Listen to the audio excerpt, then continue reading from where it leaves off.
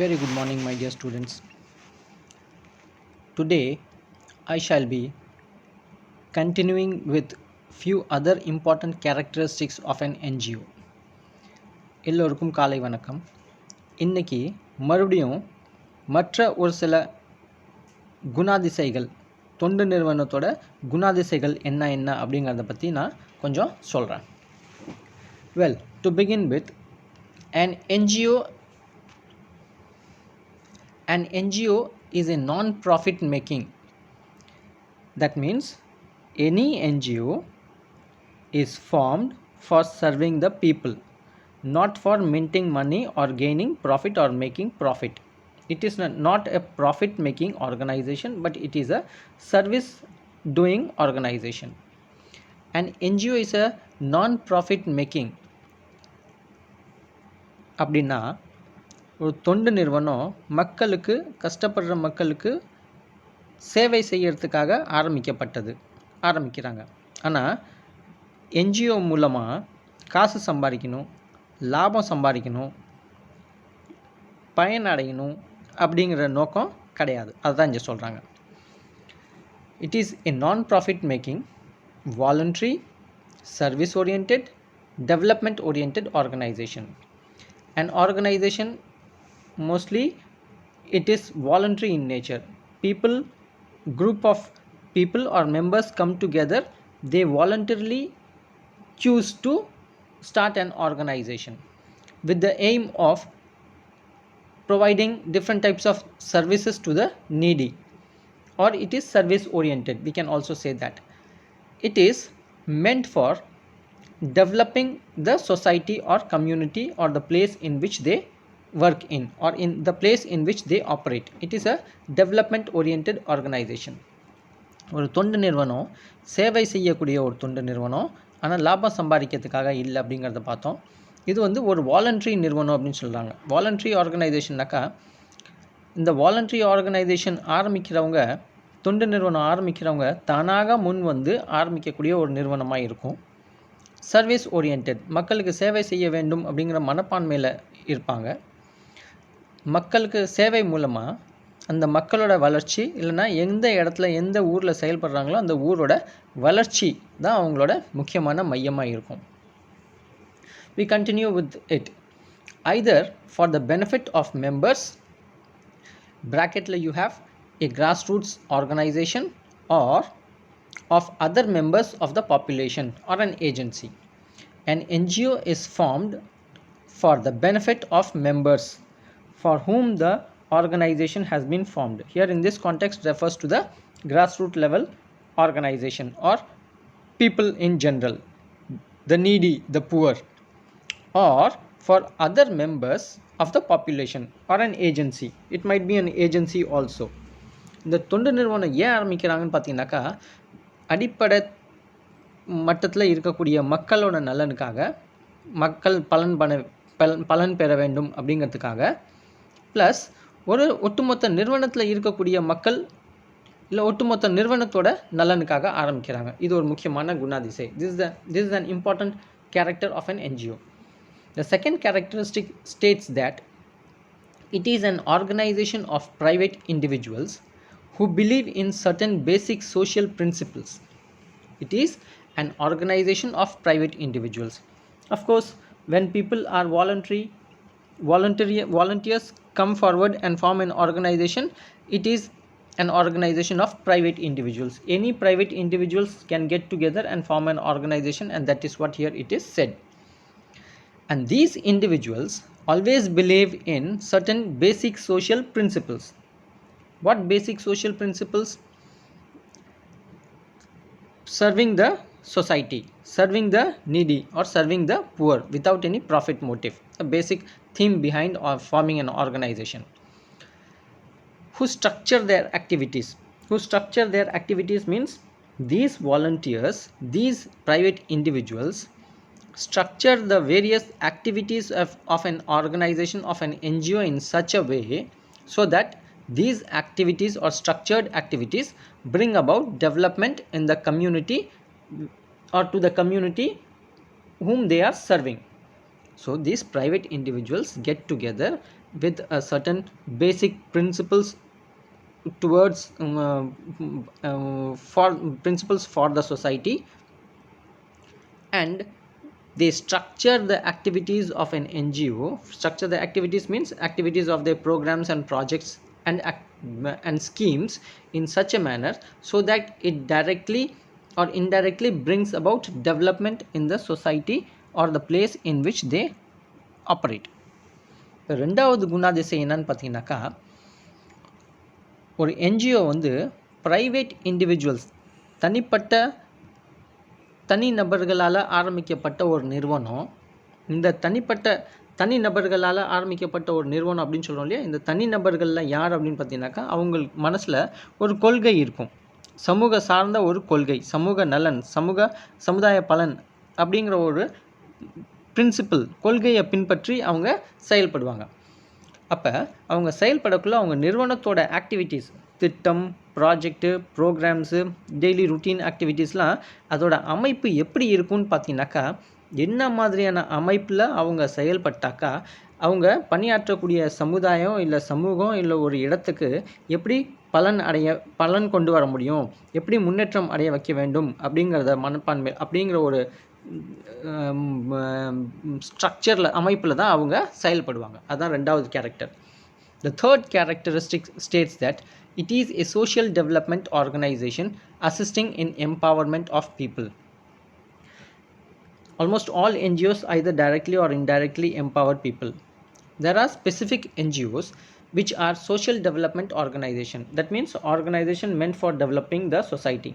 Or developing the society does not mean that developing the people in terms of economic aspects in the field of finance alone, but empowering the people is also a form of development. So NGOs empower people, say for example by creating awareness, by making them understand about their strengths and weaknesses. This is also a sort of giving power to the people or empowering people. NGOs help people in empowering them so that social development is achieved through the organization. இப்போ மூணாவது character என்ன சொல்கிறாங்க அப்படின்னு பார்த்தீங்கன்னாக்கா, எந்த ஒரு ஆர்கனைசேஷனாக இருந்தாலும் அது வந்து சமூக முன்னேற்றத்துக்காக செயல்படக்கூடிய ஒரு நிறுவனமாக இருக்கும். சமூக முன்னேற்றம் அப்படின்னா பொருளாதார ரீதியாக முன்னேற்றம் மட்டும் கிடையாது, மக்களுக்கு எம்பவர்மெண்ட் கொடுக்கணும், மக்களுக்கு எம்பவர் பண்ணணும், மக்களுக்கு வந்து மக்களோட சக்தியை புரிஞ்சிக்க வைக்கிறதுக்கு நீங்கள் உதவி செஞ்சீங்கனாலே அது வந்து எம்பவரிங் பீப்புள் அப்படின்னு சொல்லுவாங்க. இதுவும் அடுத்த முக்கியமான குணாதிசை. Another important character, an organization of group of people working independent of any external control with specific objectives and aims. Of course, an organization will have group of people and they are independent. They do not have any external control mechanism. They control their own self.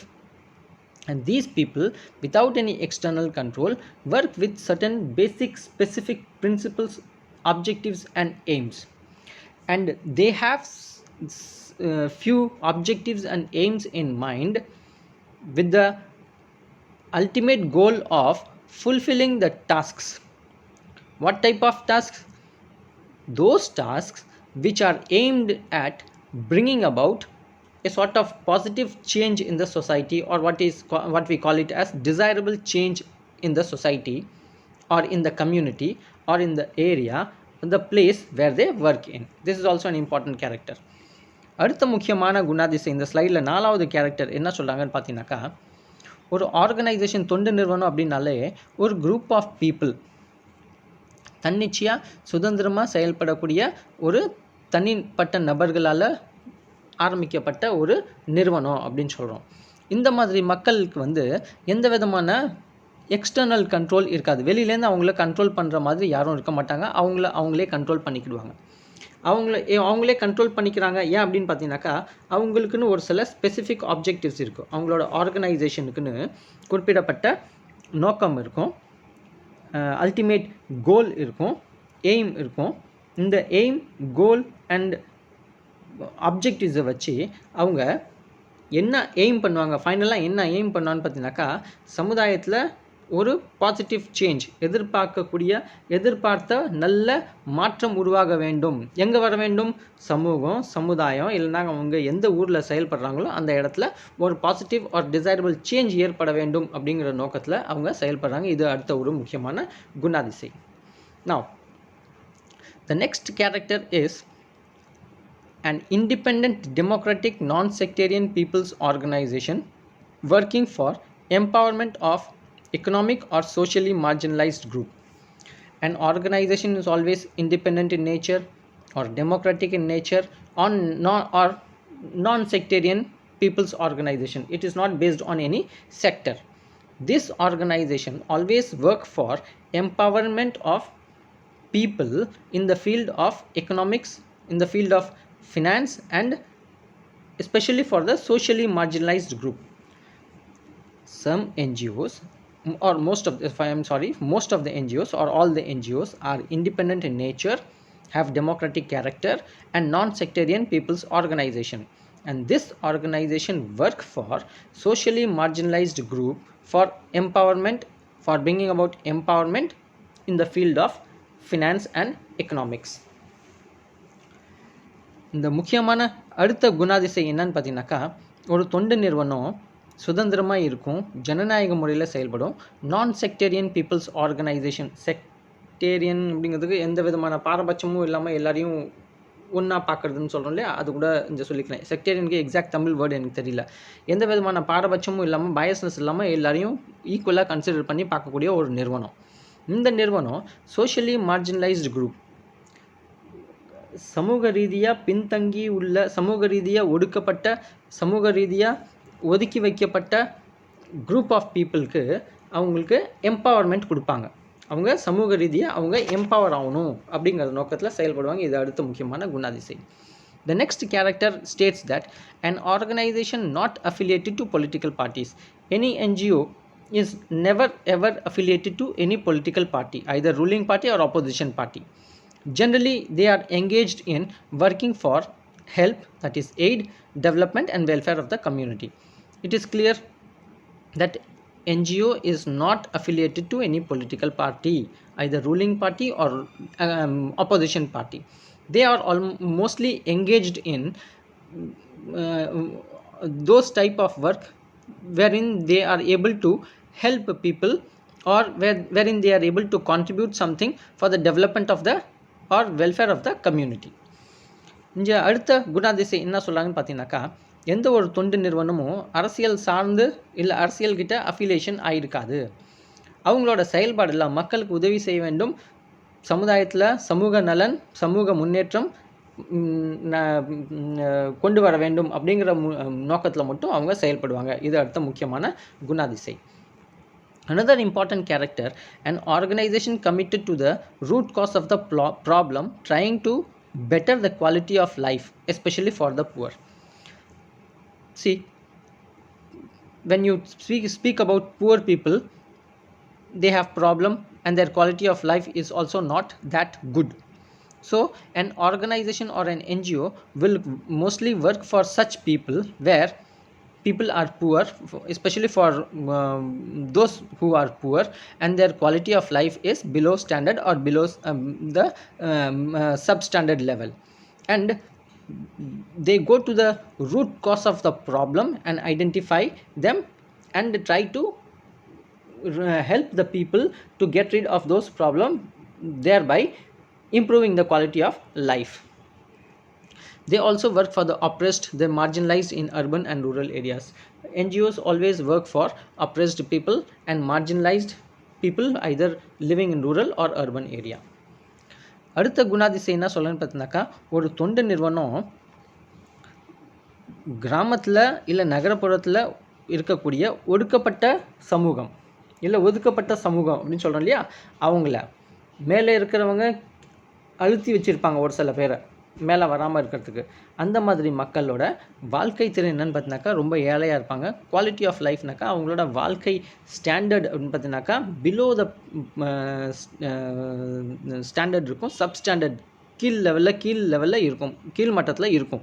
இப்போ இந்த மாதிரி மக்கள் வந்து நிறைய மாதிரியான problems face பண்ணுறாங்க, நிறைய மாதிரியான சமூகத்தில் பிரச்சனைகள் ஃபேஸ் பண்ணுறாங்க. அந்த பிரச்சனைகளுக்கு முக்கியமான காரணம், அடிப்படை ரூட் காரணம் என்ன அப்படிங்கிறது கண்டறிந்து அந்த ப்ராப்ளமை முடிவுக்கு கொண்டு வரத்துக்கு அவங்களோட பாதிப்பை கம்மியாக்கிறதுக்கு இவங்க செயல்படுவாங்க. அதுதான் இந்த குணாதிசயம்னு சொல்லுது. Next the last one states that organizations established by end for the community with or without little intervention from the government. Of course, when an organization is formed by voluntary people, when they are independent and they are formed by private individuals, they are free from any external control. There is no or little intervention from the state government. எப்போ ஒரு தொண்டு நிறுவனம் வந்து தானாக முன் வந்து சமுதாய சேவைக்காக ஒரு சில பேர் ஒன்றா சேர்ந்து ஒரு நிறுவனம் ஒன்று ஆரம்பிக்கிறாங்களோ, அவங்க வந்து ப்ரைவேட் இண்டிவிஜுவல்ஸாக இருப்பாங்க, சுதந்திரமாக செயல்படுவாங்க. சுதந்திரமாக செயல்படுறாங்க அப்படிங்கிறதுனாலே அவங்கள்ட்ட வெளியிலேருந்து எந்த விதமான அவங்களுக்கு கட்டுப்பாடு இருக்காது, எக்ஸ்டர்னல் கண்ட்ரோல் எந்த விதமான கண்ட்ரோலும் இருக்காது. அதில் என்ன சொல்லலான்னு பார்த்தீங்கன்னாக்கா, எக்ஸ்டர்னல் கொஞ்சம் இன்டர்வென்ஷனும் இருக்காது, சுத்தமாக இன்டர்வென்ஷனும் இருக்காது அரசாங்கத்துக்கிட்டேருந்து. They are always free from little or no intervention from the government. They are not only a charity organization. All NGOs are not only charity organization. They don't believe only in giving charity, but work on socio-economic cultural activities. Giving charity is not social work as far as I am concerned. Giving charity is social service. So NGOs do social service, but at the same time they don't depend only on giving charity, or they don't depend only on giving help, but they also depend on, they work for social, economic and cultural oriented development activities in the society. எந்த ஒரு தொண்டு நிறுவனமாக இருந்தாலும் அவங்க வந்து உதவி செய்யணும், charity கொடுக்கணும், தானம் கொடுக்கணும் அப்படிங்கிறதுக்கு மட்டும் செயல்பட மாட்டாங்க. தானம் கொடுக்கறது வந்து எல்லா என்ஜிஓவும் செய்வாங்க, பட் தானம் மட்டும் கொடுக்கறது வந்து சோஷியல் ஒர்க் கிடையாது. அது வந்து சமூக சேவை அப்படின்னு சொல்லுவோம். Social work is different from social service. All of you know that well. I am not going in to the details of it. நான் டீட்டெயிலாக நான் போக விரும்பல. பட் எப்பயாவது அந்த தான தர்மம் அந்த என்ஜிஓ செய்வாங்க. பட் இந்த தான தர்மம் செய்யறதோட ஒரு என்ஜிஓ வந்து சமூக ரீதியாக, பொருளாதார ரீதியாக, கலாச்சார ரீதியாக ஆக்டிவிட்டீஸை வந்து சமுதாயத்தில் அவங்க செயல்படுத்திக்கிட்டே இருப்பாங்க. That's it. இது முக்கியமான குணாதிசை of NGOs. These are the important characteristics which I wanted to talk about in this particular presentation. Thanks.